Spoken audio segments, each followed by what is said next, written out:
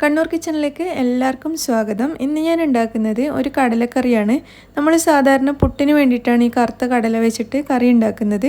പക്ഷേ ഇന്നിത് ഞാൻ ഉണ്ടാക്കുന്നത് ദോശയ്ക്ക് വേണ്ടിയിട്ടാണ്. ഈ കടലക്കറി നമുക്ക് അപ്പത്തിനും ദോശയ്ക്കും ഒക്കെയാണ് നല്ല ടേസ്റ്റ്. പുട്ടിനും നല്ലതാണ്, പക്ഷേ കുറച്ച് തിക്കായിട്ട് ഉണ്ടാക്കുന്നതുകൊണ്ട് കുറച്ചുകൂടി നല്ലത് ദോശയ്ക്കും അപ്പത്തിനും ഒക്കെ വേണ്ടിയിട്ടാണ്. അപ്പോൾ എങ്ങനെയാണ് ഈ ടേസ്റ്റി കടലക്കറി ഉണ്ടാക്കുന്നത് നമുക്ക് നോക്കാം. അപ്പോൾ ഞാൻ ഇത് രാവിലെ കറി ഉണ്ടാക്കാൻ വേണ്ടിയിട്ട് തലേ ദിവസം കുതിർത്ത് വെച്ച കടലയാണ്. കുറഞ്ഞതൊരു 6 മണിക്കൂറെങ്കിലും കുതിർത്തെടുത്താൽ മതിയാവും. അപ്പോൾ രാവിലെ ഉണ്ടാക്കാനാണെങ്കിൽ നമുക്ക് തലേ ദിവസം കുതിർത്ത് വെക്കാം. ഒരു 3/4 കപ്പ് കടലയാണ് ഞാൻ എടുത്തിരുന്നത്. അതായത് 240 ml കപ്പിൽ ഒരു 3/4 കപ്പ് കടലയായിരുന്നു ഞാൻ വെള്ളത്തിലിട്ട് വെച്ചിട്ടുണ്ടായിരുന്നത്. എന്നിട്ട് ഇപ്പോൾ എടുത്ത് നന്നായിട്ട് കഴുകിയെടുത്ത കടലയാണിത്. ഈ കടല നമുക്കൊരു പ്രഷർ കുക്കറിലേക്ക് ഇട്ട് കൊടുക്കാം. ഇതിലേക്ക് കുറച്ച് ഉപ്പ് ചേർത്ത് കൊടുക്കാം. ഒരു 1/4 ടീസ്പൂൺ വരെ മഞ്ഞൾപ്പൊടി ചേർത്ത് കൊടുക്കാം. 2 കപ്പ് വെള്ളവും കൂടി ചേർത്തിട്ട് നമുക്ക് ഈ പ്രഷർ കുക്കർ അടച്ചു വെക്കാം. പ്രഷർ കുക്കർ അടച്ചു വെച്ചിട്ട് നമുക്കിതിൻ്റെ വെയിറ്റ് ഇട്ട് കൊടുത്തതിന് ശേഷം ഇത് നമുക്ക് അടുപ്പത്തേക്ക് മാറ്റാം. കടല നമുക്കൊരു 5-6 വിസിൽ വരുന്നത് വരെ വേവിച്ചെടുക്കാം. കറുത്ത കടലയാകുമ്പോൾ കുറച്ചധികം വേവുണ്ടാവും. അപ്പോൾ ഒരു 5-6 വിസിലെങ്കിലും വേണ്ടി വരും. 5-6 വിസിലിന് ശേഷം ഞാനിത് ഓഫ് ചെയ്തിട്ടുണ്ടായിരുന്നു. എയറൊക്കെ പോയി കഴിഞ്ഞതിന് ശേഷം നമുക്കിത് തുറന്ന് നോക്കാം. അപ്പോൾ നമ്മുടെ കടല നന്നായിട്ട് വെന്തിട്ടുണ്ട്. കണ്ടില്ലേ, നന്നായിട്ട് വെന്ത് വന്നിരിക്കുകയാണ്. ഈ കുക്കർ നമുക്ക് അടുപ്പത്തുനിന്ന് മാറ്റി വെക്കാം. എന്നിട്ട് നമുക്ക് തേങ്ങ വറുത്തെടുക്കണം. അതിന് വേണ്ടിയിട്ട് ഒരു ചൂടായ പാനിലേക്ക് 1.5 ടേബിൾ സ്പൂൺ വെളിച്ചെണ്ണ ചേർത്ത് കൊടുത്തിട്ടുണ്ട്. ഇതിലേക്ക് നമുക്ക് ഒരു കഷ്ണം പട്ട ചേർത്ത് കൊടുക്കാം. 2 ഗ്രാമ്പു ഇതിലേക്ക് ചേർത്ത് കൊടുക്കാം. ഒരു ഏലക്കായ് ചേർക്കാം. 1/2 ടീസ്പൂൺ വരെ കുരുമുളക് ചേർത്ത് കൊടുക്കാം.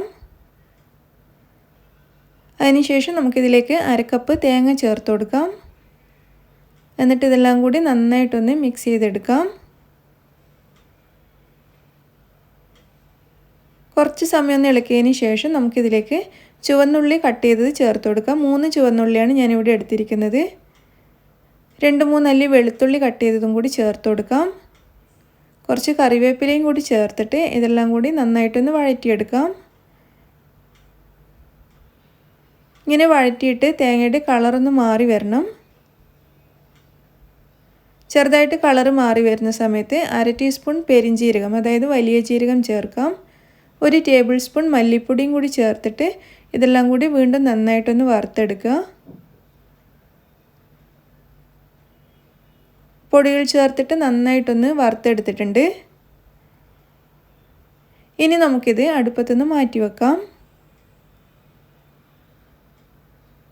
അടുപ്പത്തുനിന്ന് മാറ്റിയിട്ട് ചെറുതായിട്ടൊന്ന് തണുത്ത് വരുന്ന സമയത്ത് നമുക്കിതൊരു മിക്സിയുടെ ജാറിലേക്ക് മാറ്റി കൊടുക്കാം.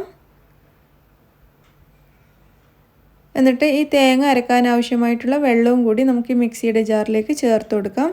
എന്നിട്ടിത് നന്നായിട്ട് അരച്ചെടുക്കാം. അപ്പോൾ നമ്മുടെ കറിക്ക് വേണ്ടിയിട്ടുള്ള അരപ്പ് ഇവിടെ റെഡി ആയിട്ടുണ്ട്. ഇതുപോലെ നല്ല പേസ്റ്റ് പോലെ അരച്ചെടുക്കണം. ഇനി നമുക്കൊരു ചട്ടി അടുപ്പത്ത് വെച്ചിട്ട് അത് ചൂടായി വരുന്ന സമയത്ത് അതിലേക്ക് 1.5 ടേബിൾ സ്പൂൺ വരെ വെളിച്ചെണ്ണ ചേർത്ത് കൊടുക്കാം.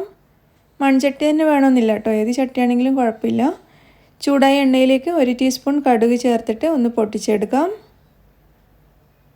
അതിനുശേഷം ഇതിലേക്ക് ഒരു 3-4 ഉണക്കമുളക് കട്ട് ചെയ്തത് ചേർത്ത് കൊടുക്കാം. ഒരല്പം കറിവേപ്പിലയും കൂടി ചേർത്തിട്ടുണ്ട്. അതിനുശേഷം നമുക്കിതിലേക്ക് ഒരു ചെറിയ സവാള പൊടിയായിട്ട് അരിഞ്ഞത് ചേർത്ത് കൊടുക്കാം. 2 പച്ചമുളക് നീളത്തിൽ അരിഞ്ഞതും കൂടി ചേർക്കാം. എന്നിട്ട് ഇതെല്ലാം കൂടി നന്നായിട്ടൊന്ന് വഴറ്റിയെടുക്കാം. സവാളയുടെ കളറ് ചെറിയൊരു ബ്രൗൺ കളറാകുന്നത് വരെ വഴറ്റുക. ഇപ്പോൾ സവാളയുടെ കളറൊക്കെ നന്നായിട്ട് മാറി വന്നിട്ടുണ്ട്. ഇനി നമുക്കിതിലേക്ക് 1 ടീസ്പൂൺ മുളക് പൊടി ചേർത്ത് കൊടുക്കാം. എന്നിട്ട് വീണ്ടും നന്നായിട്ടൊന്ന് വഴറ്റിയെടുക്കുക. നമ്മൾ നേരത്തെ വേവിച്ച് വെച്ച കടലയിൽ നിന്നും കുറച്ച് വെള്ളം ഇതിലേക്ക് ചേർത്ത് കൊടുക്കാം. മുളക് പൊടി ചേർത്തിട്ട് നല്ലോണം കരിഞ്ഞു പോകുന്നതുകൊണ്ടാണ് കുറച്ച് വെള്ളം ചേർക്കുന്നത്. എന്നിട്ട് വീണ്ടും നന്നായിട്ടൊന്ന് മിക്സ് ചെയ്തെടുക്കുക. അതിനുശേഷം നമ്മൾ റെഡിയാക്കി വെച്ച അരപ്പ് ഇതിലേക്ക് ചേർത്തിട്ട് നന്നായിട്ട് മിക്സ് ചെയ്യാം.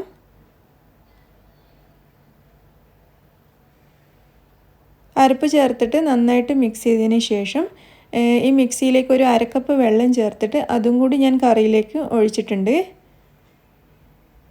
ഇനി നമ്മൾ വേവിച്ച് വെച്ച കടല ഇതിലേക്ക് ചേർത്ത് കൊടുക്കാം. വെള്ളത്തോട് കൂടിയിട്ട് തന്നെ ചേർക്കുക. എല്ലാം കൂടി നന്നായിട്ട് മിക്സ് ചെയ്യാം. ഈ സമയത്ത് നമുക്ക് കറിയുടെ ഉപ്പ് ചെക്ക് ചെയ്തിട്ട് ആവശ്യമാണെങ്കിൽ ചേർത്ത് കൊടുക്കുക. എന്നിട്ട് വീണ്ടും നന്നായിട്ടൊന്ന് മിക്സ് ചെയ്ത് കൊടുക്കാം.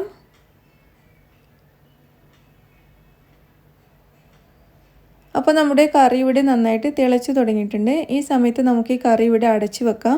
എന്നിട്ട് ലോ ടു മീഡിയം ഫ്ലെയിമിൽ ഒരു 10 മിനിറ്റ് ഇതൊന്ന് വേവിച്ചെടുക്കാം. മസാലയും നമ്മുടെ കടലയും എല്ലാം കൂടി ഒന്ന് യോജിച്ച് വരാൻ വേണ്ടിയിട്ടാണ്. ഒരു 10 മിനിറ്റിന് ശേഷം നമുക്ക് ഈ കറി തുറന്ന് നോക്കാം. കറി ഇപ്പോൾ അല്പം കുറുകി നല്ല പാകത്തിലായിട്ടുണ്ട്. അപ്പോൾ നമ്മുടെ കടലക്കറി ഇവിടെ റെഡിയായി കഴിഞ്ഞു. ഇനി നമുക്ക് ഈ കറി അടുപ്പത്തുനിന്ന് മാറ്റാം.